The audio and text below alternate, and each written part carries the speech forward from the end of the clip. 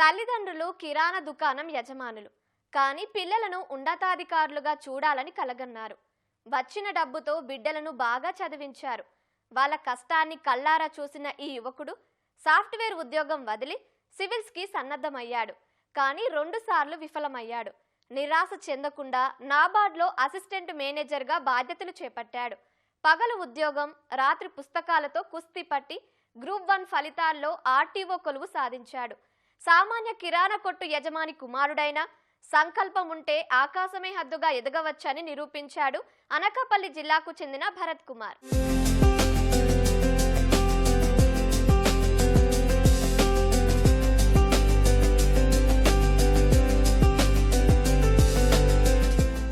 కలలు కనడం ముఖ్యం కాదు, వాటిని సాకారం చేసుకోవడానికి ఎంత కష్టపడ్డామన్నదే ముఖ్యమని నిరూపించాడు యువకుడు.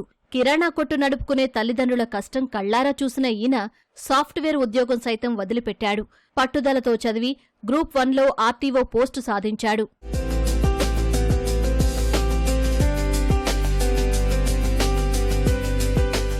కిరాణా కొట్టులో తల్లికి సాయం చేస్తున్న ఈ యువకుడు భరత్ కుమార్. తండ్రి ఈశ్వర్రావు, తల్లి సునీత. కిరాణా దుకాణం నడుపుతూ 3 పిల్లలను చదివించారు. పాఠశాల చదువంతా అనకాపల్లిలో పూర్తి చేసిన భరత్ ఇంజనీరింగ్ అవ్వగానే హ్యుందై, టీసీఎస్ వంటి దిగ్గజ సంస్థల్లో చేరాడు. మనసు మాత్రం సివిల్స్ సర్వీస్ వైపే ఉండిపోయింది. తన ఆశయాన్ని గమనించిన తల్లిదండ్రులు కోచింగ్ కోసం ఢిల్లీకి పంపారు. మా పేరెంట్స్ వచ్చి కిరాణా స్టోర్ చిన్నప్పటి నుంచి రన్ చేయడం అనేది జరిగింది. మా పేరెంట్స్ కష్టపడి నాకు ఈ విద్యాభ్యాసం అందించడం వల్లే నేను ఇవాళ గ్రూప్ 1 ఫలితాల్లో ఆర్టీఓ కింద సెలెక్ట్ అవడం అనేది జరిగింది. దీనికి మా పేరెంట్స్తో పాటు మా గ్రామ ప్రజలు కూడా అందరూ చాలా ఆనందం వ్యక్తం చేస్తున్నారు. అది ఒక రకమైన సంతోషమే కాకుండా ఇంకా ప్రజలకు ఏదో ఒకటి చెయ్యాలి, ముందు ఇంకా ఉన్నత స్థాయికి వెళ్ళాలి అనేదైతే నాకు అనిపిస్తుంది. నేను స్కూలింగ్ నుంచి నేను బాగా చదవడం, మా పేరెంట్స్ కష్టపడిన దానివల్ల నేను ఇంకా బాగా చదవడం, ఇంకా ఎక్కువ చదవాలని చెప్పి తర్వాత ఇంటర్లో కూడా నాకు 97% అనేది రావడం జరిగింది. ఇంజనీరింగ్లో కూడా టాప్ 3లో 89% అనేది రావడం జరిగింది. తర్వాత నేను Hyundai Motors and Tata consultancy సర్వీసెస్లో జాబ్ వచ్చింది. 2 సార్లు సివిల్స్ ఇంటర్వ్యూ వరకు వెళ్లి విఫలమైన భరత్ కుమార్ నిరాశ చెందలేదు, ప్రయత్నం వదల్లేదు. ఈ క్రమంలోనే నాబార్డ్లో అసిస్టెంట్ మేనేజర్గా ఉద్యోగం సంపాదించాడు. జాబ్ చేస్తూనే లక్ష్యం కోసం రాత్రి 8 గంటల నుంచి అర్ధరాత్రి వరకు చదివేవాడు. పరీక్షల సమయంలో సెలవు పెట్టి రోజుకు 18 గంటలు శ్రమించి గ్రూప్ 1లో విజయం సాధించాడు. ఢిల్లీ వెళ్ళి 1 సంవత్సరం పాటు నేను ప్రిపరేషన్ అనేది జరగడం జరిగింది. కోవిడ్ టైంలో తిరిగి నేను మళ్ళీ ఇంటికి వచ్చి నా అంతా నేను సొంతంగా ప్రిపేర్ అవ్వడం జరిగింది. 2 సార్లు నేను సివిల్ సర్వీసెస్ ఇంటర్వ్యూ అనేది ఇవ్వడం జరిగింది. అదే క్రమంలో సివిల్ సర్వీసెస్ అండ్ మన స్టేట్ పబ్లిక్ సర్వీస్ కమిషన్కి ప్రిపేర్ అవుతూ ఉన్నాను. ఈ 2 ఎగ్జామ్లు నేను ప్రిపేర్ అవుతున్న క్రమంలో ఒకసారి ఏపీపీఎస్సీ గ్రూప్ 1 ఇంటర్వ్యూ కూడా ఫస్ట్ పిలుపు వచ్చింది. తర్వాత వేరే కారణాల వల్ల మళ్ళీ నా పేరు అనేది లిస్టులో లేకపోవడం అనేది జరిగింది. సెంట్రల్ గవర్నమెంట్ యొక్క నాబార్డ్ అసిస్టెంట్ మేనేజర్ యొక్క ఎగ్జామ్, గ్రేడ్ A ఎగ్జామ్ ఇవ్వడం జరిగింది. అందులో 2022లో ఇచ్చిన ఎగ్జామ్ నేను విజయం సాధించి సెలెక్ట్ అయ్యాను. ఆఫీస్ నుంచి వచ్చిన వెంటనే నాకు ఎక్కడ టైం కుదిరితే అక్కడ నేను చదవడం అనేది జరిగింది. ఆఫీస్ 6 o'clock కల్లా నేను నా ఫ్లాట్కి వచ్చేస్తే 6 నుంచి 8 వరకు పడుకునేవాడిని. 8 o'clock నుంచి నేను భోజనం చేసి 9 o'clock నుంచి తెల్లవారుజామున 2 లేదా 3, ఒకసారి 4, 5 అయినంత వరకు కంప్లీట్ చేయాలనుకుంటే కంప్లీట్ చేసి పడుకునేవాడిని. పోటీ పరీక్షల్లో విజయం సాధించడానికి మాధ్యమం అడ్డు కాదని కూడా నిరూపించాడు భరత్. తెలుగు లేదా హిందీ మీడియంలో చదివిన వారు సివిల్స్ గ్రూప్ 1 వంటి పరీక్షల్లో టాప్ ర్యాంకులు సాధించవచ్చని చెబుతున్నాడు. తన విజయంలో తల్లిదండ్రులు, సోదరీమణుల సహకారం మరువలేనిదని, అంతిమ లక్ష్యం మాత్రం ఐఏఎస్ సాధించడమేనని స్పష్టం చేస్తున్నాడు. ఇంతకుముందు మన స్టేట్ నుంచి తెలుగు మీడియం నుంచి వచ్చిన వాళ్ళు కూడా చాలా మంది విజయం సాధించారు. ఇప్పుడు ఫర్ ఎగ్జాంపుల్ నేను కూడా ఒక నార్మల్ కుటుంబం నుంచి వచ్చిన వాడిని. ఏది కూడా ఒక బ్యారియర్ అవ్వకూడదు మనం లక్ష్యం వైపు దూసుకు వెళ్తున్నప్పుడు.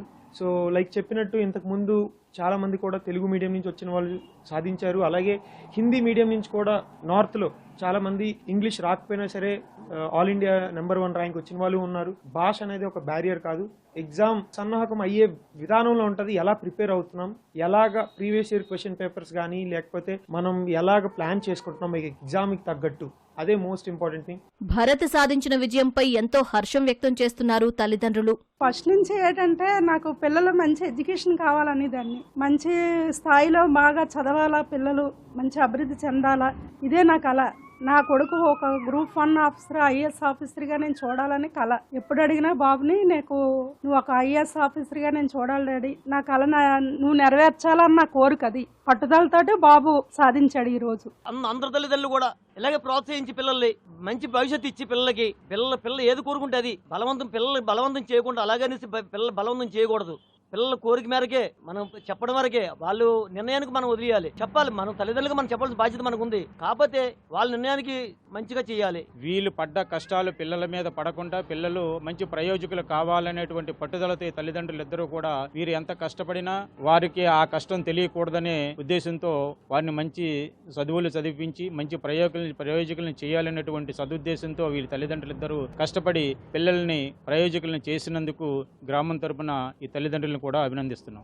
చిన్నప్పుడు చదువులో అన్నయ్య తమకెంతో సాయం చేసేవాడని, విద్యపై ఆసక్తి కలగడానికి తనే కారణమని అంటున్నారు భరత సోదరీమణులు. నిన్నటి వరకు తమలో ఒకడిగా ఉన్న వ్యక్తి ఈ రోజు ఉన్నతాధికారిగా ఎదగడం గర్వంగా ఉందని అంటున్నారు గ్రామస్తులు. మా బ్రదర్ గ్రూప్ 1 ఆర్టీఓగా సెలెక్ట్ అవ్వడం నాకు చాలా ఆనందంగా ఉంది. చిన్నప్పటి నుంచి మా అన్నయ్య చాలా పట్టుదలగా చదివేవాడు. మా అమ్మ నాన్నగారు మమ్మల్ని ఎంతో కష్టపడి చదివించారు. కిరాణా షాపే కదా అని చెప్పి ఎక్కడో చదివిద్దామని చెప్పి ఎప్పుడూ అనుకోలేదు.